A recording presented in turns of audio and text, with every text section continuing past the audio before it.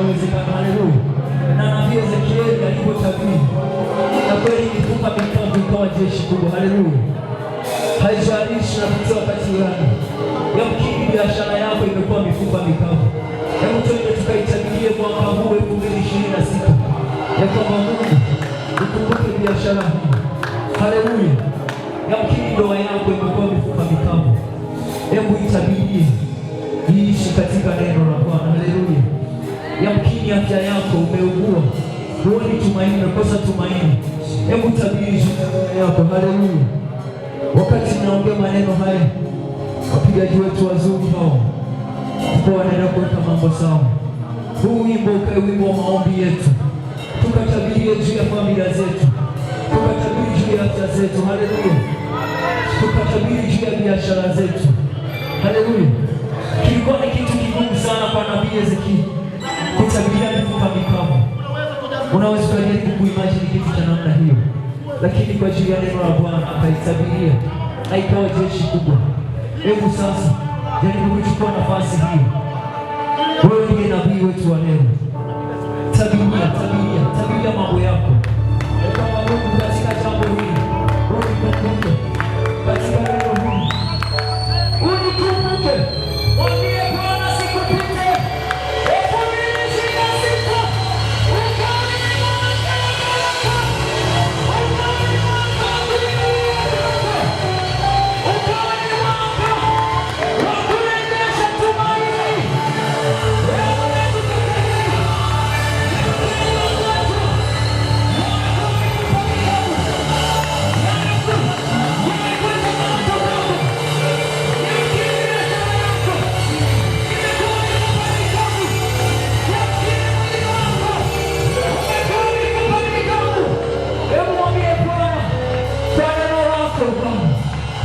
Kwenda kutabiri juu ya afya yangu, kwenda kutabiri juu ya familia yangu, kwenda kutabiri juu ya ndoa yangu.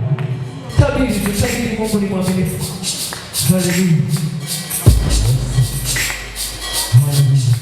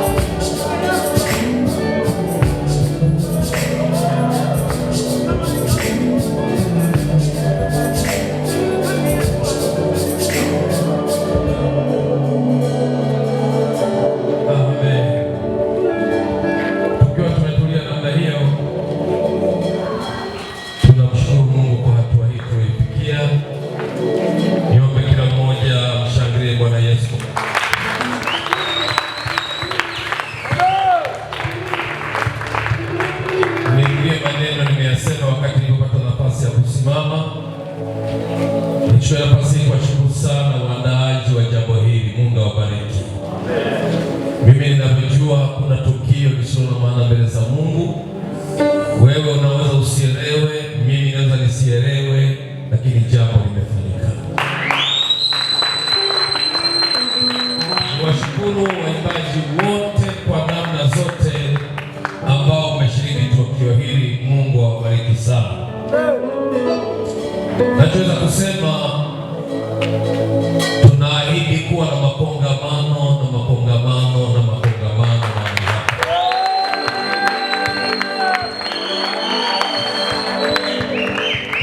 Ushauri wangu kwa waandaaji, baada ya tukio hili, kaeni kikao, fanyeni tathmini, muone wapi mmefanya vizuri, wapi hatukufanya vizuri, tufanye nini tufanye vizuri baadaye. Bwana Yesu asifiwe sana. Namna ya kukua ni namna hiyo, namna ya kuongezeka ni namna hiyo. Wale wote tunaona leo wanaitwa heroes, watu wakubwa sana duniani, walianza kama mchicha.